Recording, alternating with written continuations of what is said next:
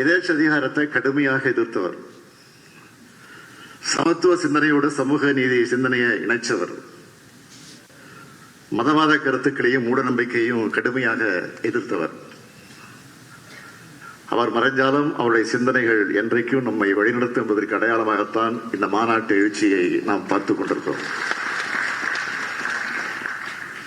கூட்டாட்சி கோட்பாடே இந்தியாவுடைய வலிமைன்னு இன்னைக்கு நாட்டுக்கு தேவையான நாடு முழுவதும் பேசப்பட வேண்டிய கருத்தை இந்த கருத்தரங்கத்துக்கு தலைப்பா வச்சிருக்காங்க.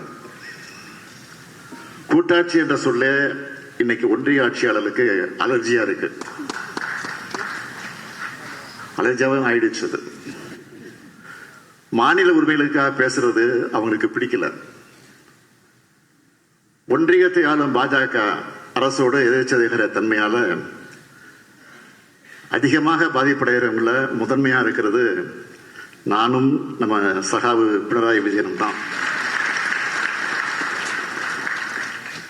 அதனால இந்த கருத்தரங்களை நான் பேசுறதை நீங்க வாக்கு மூலமாக எடுத்துக்கலாம். அதைத்தான் முன்னாடி அவர் பேசிட்டு போயிருக்கிறாரு. அதை தொடர்ந்து நானும் பேச வந்திருக்கிறேன். பிரதர்னாரு, உண்மைதான், எனக்கு இவர் மூத்த சகோதரர்.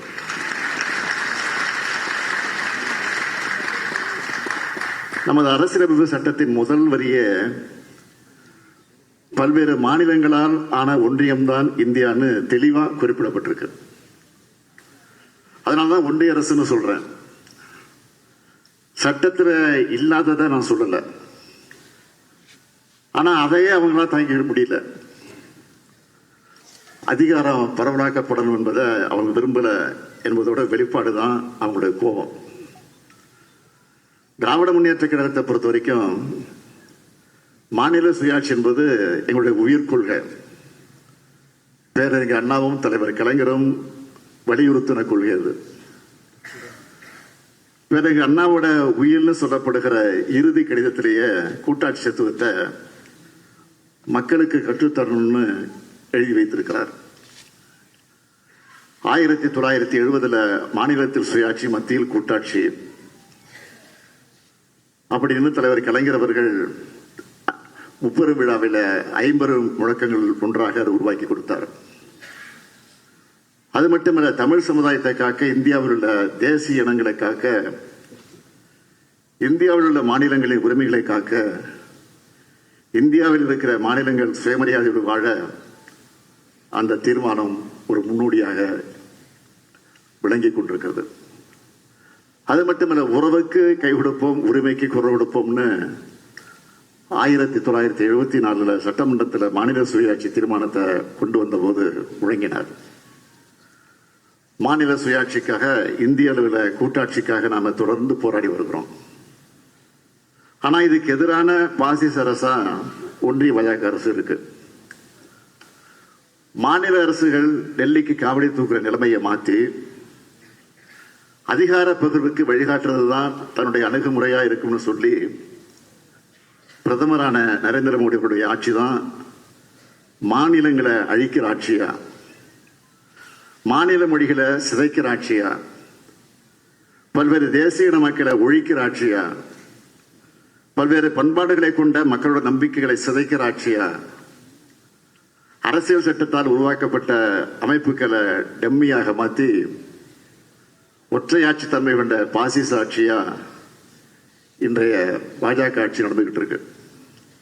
ஒரே நாடு, ஒரே மதம், ஒரே மொழி, ஒரே உணவு, ஒரே தேர்தல், ஒரே தேர்வு, ஒரே பண்பாடு என்ற ஒற்றைத்தன்மை ஒரு கட்சியின் ஆட்சியா முதல் அமைஞ்சு ஒரே ஒரு தனி மனிதரின் அதிகாரத்தை குவிக்கத்தான் அது பயன்படும்.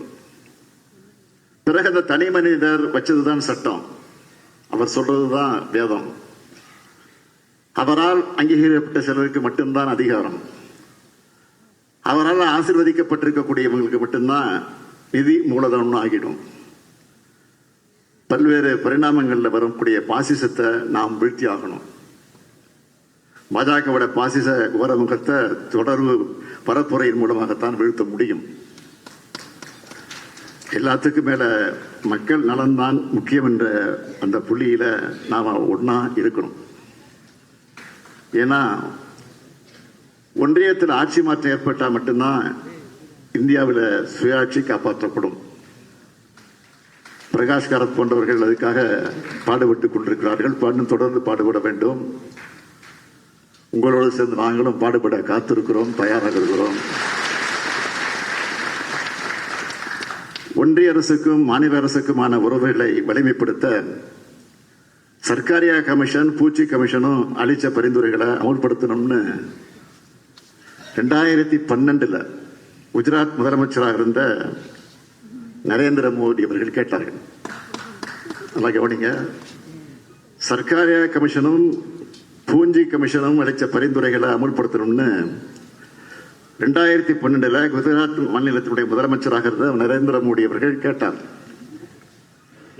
நான் இந்த மேடையிலே நின்று கொண்டு மாண்புமிகு பிரதமர் மோடி அவர்களை ஒரு கேள்வி கேட்கிறேன்.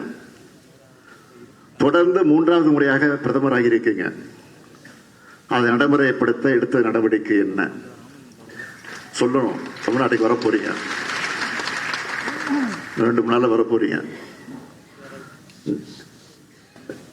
நேற்று சட்டமன்றத்தை தீர்மானம் போட்டு அவர் வருகிற நேரத்தில் இதற்கு விளக்கம் சொல்ல வேண்டும் என்று கேட்டிருக்கிறோம். பல்வேறு சட்டங்களின் மூலமாக மாநில உரிமைகளை பறிக்கிறீங்களே. ஜிஎஸ்டி மூலமா மாநில உரிமையை மாநில நிதி உரிமையை எடுத்துக்கிட்டீங்களே.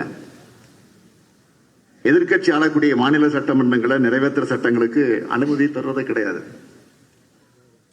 ஒன்றிய அரசு சார்பில் சிறப்பு திட்டம் கொடுக்கிறது இல்லை. எதிர்கட்சி ஆளக்கூடிய மாநிலங்கள்ல ஆளுநர்களை பாஜக மாநில தலைவர்களாக மாற்றி முழு நேர அரசியல்வாதியாக செயல்பட வைக்கிறாங்க.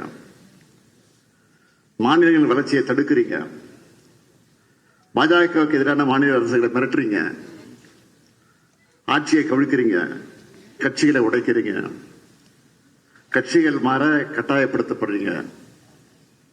இன்னும் சொல்லணும்னா மாநிலங்களே இருக்கக்கூடாதுன்னு நினைக்கிறீங்க. அதே மாதிரிதான் வக் திருத்த சட்டம். தமிழ்நாடு சட்டமன்றத்தில் அதற்காக அதை எதிர்த்து நேற்றைக்கு நாடாளுமன்றத்தில் நிறைவேற்றப்பட்டிருக்கக்கூடிய அந்த தீர்மானத்தை எதிர்த்து நம்முடைய சட்டமன்றத்தில் தீர்மானத்தை நிறைவேற்றிட்டு தான் இந்த நிகழ்ச்சிக்கு நான் வந்திருக்கேன். நாடாளுமன்ற கூட்டுக்குழுவில் எங்களுடைய எதிர்ப்பை பதிவு செஞ்சோம்.